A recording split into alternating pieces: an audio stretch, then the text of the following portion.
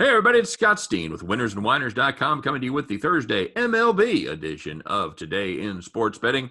I am joined by my right-hand man, the dude with the tude. It is Scott Reichel. Scott, we're going to talk a little baseball.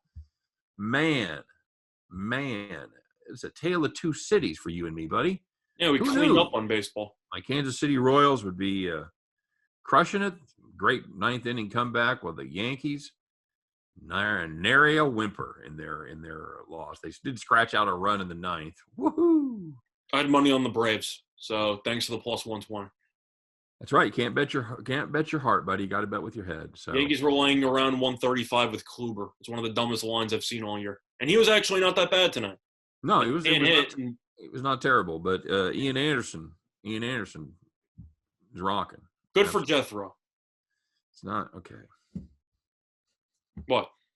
We have to say it every time we bring up his name on the show. Jethro Tull is not the guy in the band. Yeah.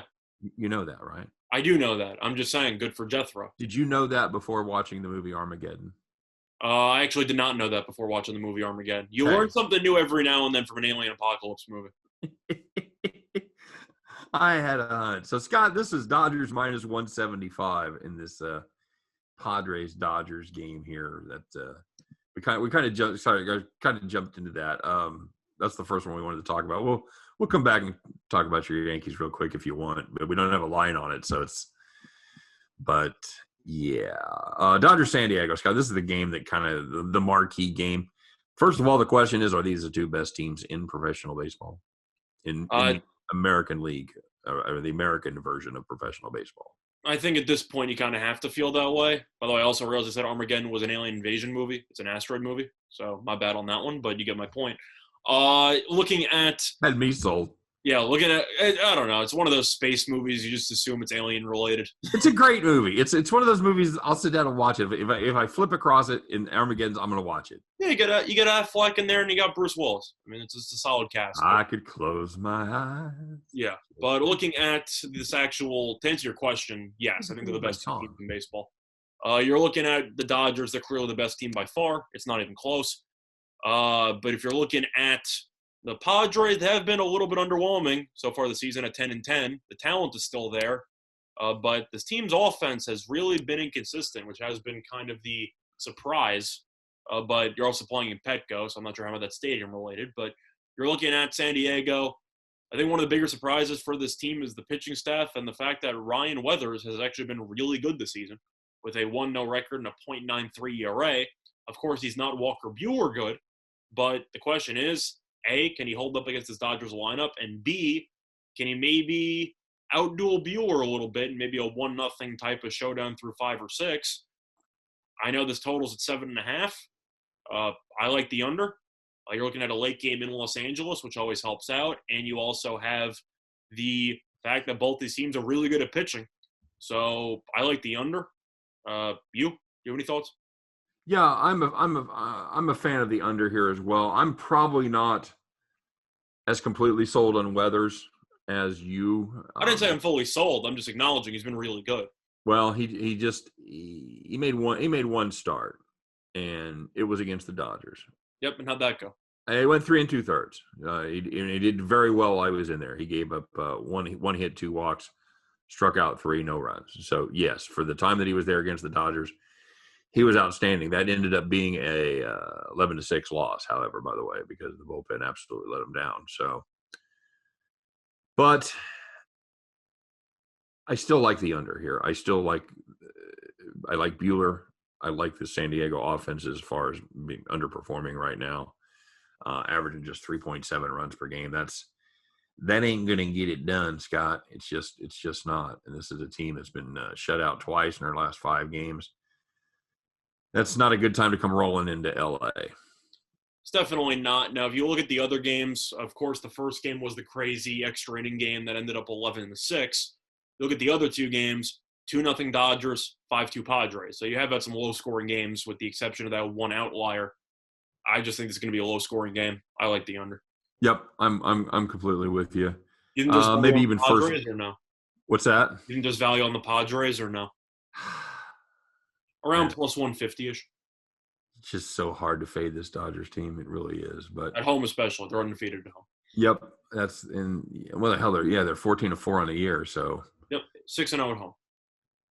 That's good. That's a good record at home. It really is. Do I want to back San Diego after getting swept at home by the Brewers? The answer is no. Man, you talk about an ATM series for me. That was a fun time. Oh, I had every one of those. Had the Brewers every one of those games. Yep.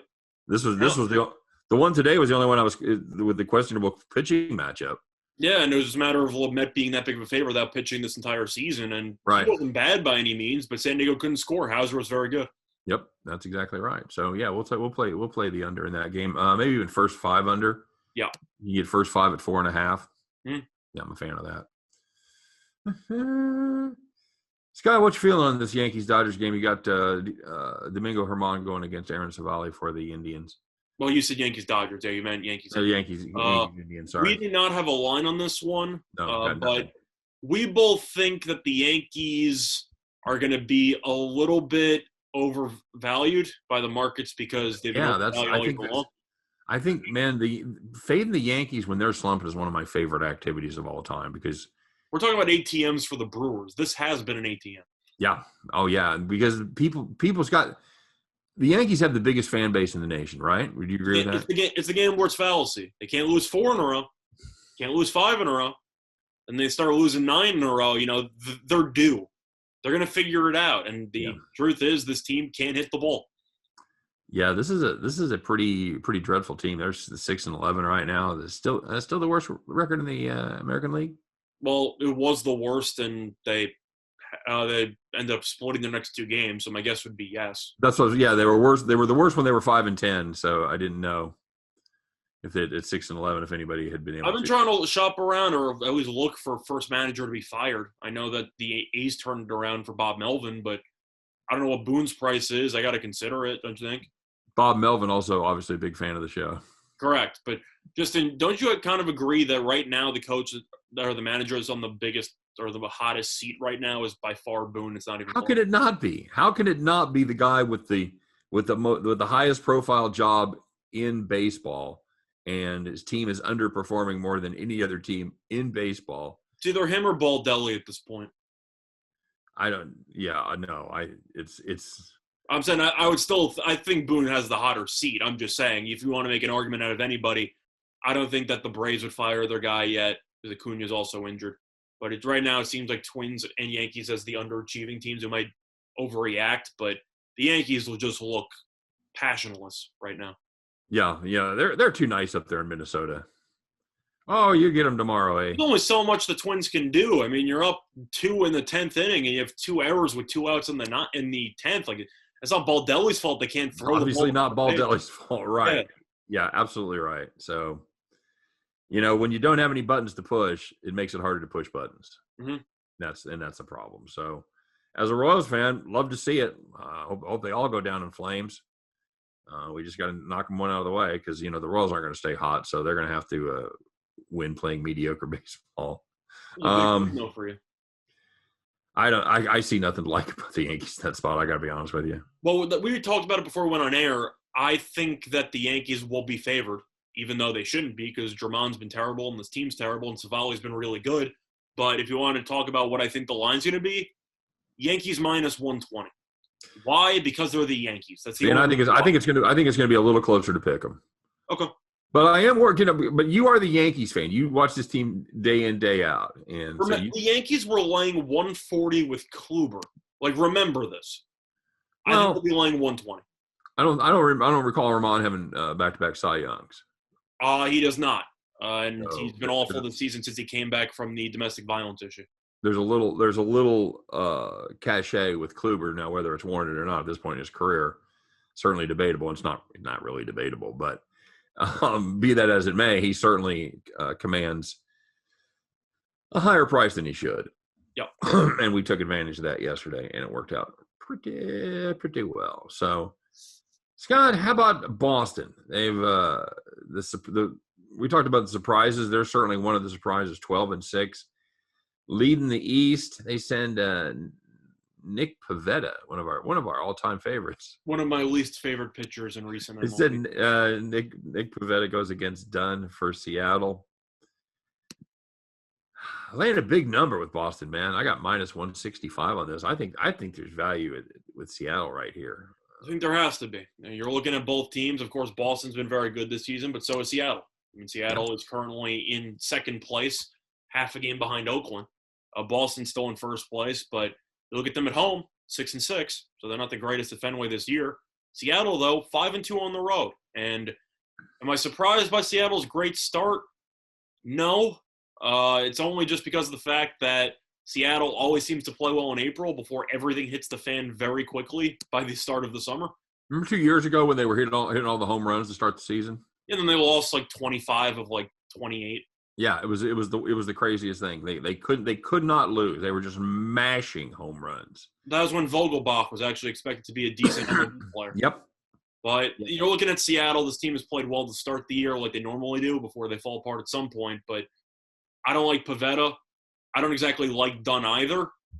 I know Pavetta's been decent this year, but can I really lay like 160, 170 with Pivetta on the mound? The answer is no. Not a chance. I'm going with Seattle. Just solely on value. Scott, I know you wrote an article for this one, and this could be our banana in the tailpipe play of the day. There's one play that's so just obvious that you have to recommend it more than the other plays. Is this it?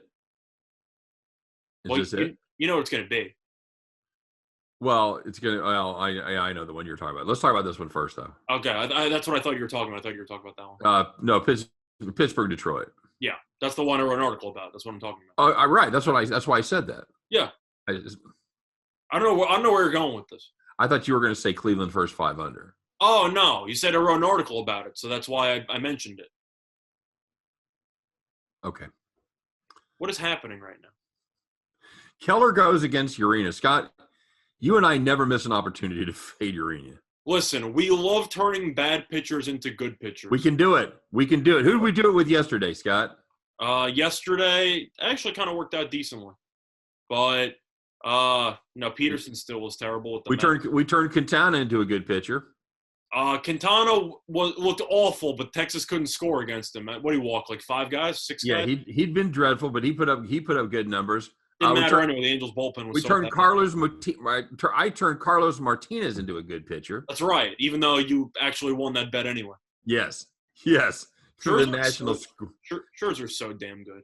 Dude, he was in so much trouble the first 2 innings and just dodged his way out of it, and then was just nails. Just struck everybody out most of the time. Just shut them down. So yes, we turned 2 terrible pitchers into competent major leaguers. Ian Anderson does not apply because we both liked him in the game yesterday. We have to be against the pitcher in order for them to be good. Yep. Oh, that's exactly right. We have to talk about them, how bad they are, and then we have to play against them. Yep. So this one, we've got 2 shots at this game, Scott. This is going to be. It's a day game though. It's at 1:00. All right. So that's why I didn't spend much time talking about it, but. I don't have a total on it either. Hopefully it'll be up a little bit before that. You guys have an opportunity to bet on the over. All right. What do you think the total is? 9? 8. You think it's 8? I think it's 8.5 or 9. Yeah, 8.5. Yeah. Over. You got Keller and you got Urena. That's one side puts up at least 6 in this game. I was gonna say I'm gonna say Pittsburgh because Detroit's offense has been awful lately. But if this game actually turns into a pitcher's duel, I'm gonna laugh so hard. In like the early afternoon. It's going to be hilarious if it's 1-0. Yeah, we're going to turn them both into great pitchers. It's going to be so funny. No question about it. You have to By the way, this is a pitcher, just to be clear here, Keller, 8.74 ERA, 2.11 whip. Urena, 5.52 ERA, 1.70 whip.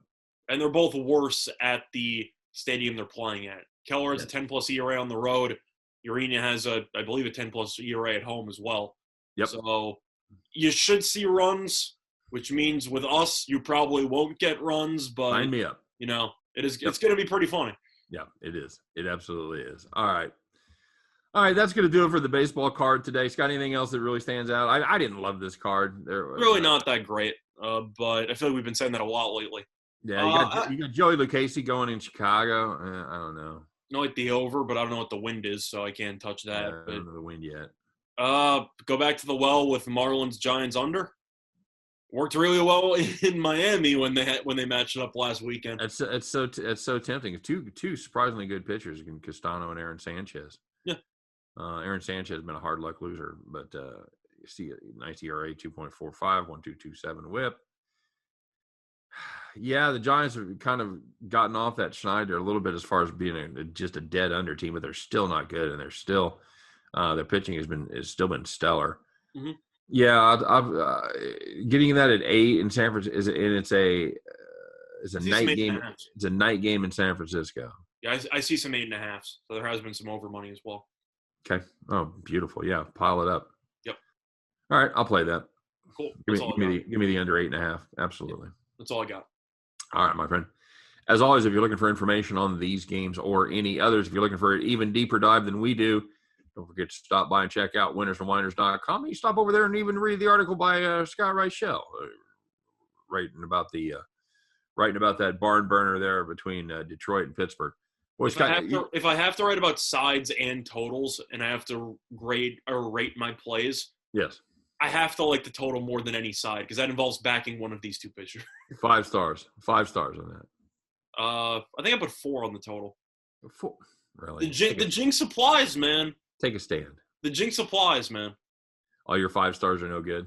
No, I meant the jinx of us liking both pitchers to be terrible. Yeah, this has banana in the tailpipe written all over it. It really does. Mm-hmm. So we'll see what happens. So anyway, we appreciate you guys watching today. Hey, don't forget to give us the thumbs up. Don't forget to subscribe to our channel. I know you're not going to forget, so just do it, all right? As always, we appreciate you watching, and we wish you nothing but the best on all of your plays. Hope every one of those tickets in your pocket turns into cash money back at the window. You guys have a great day. And for myself, for Scott Reichel, for all of us over here at Winners and Winers, thanks very much for your time. And we will see you tomorrow on Today in Sports Betting. Take care, everybody.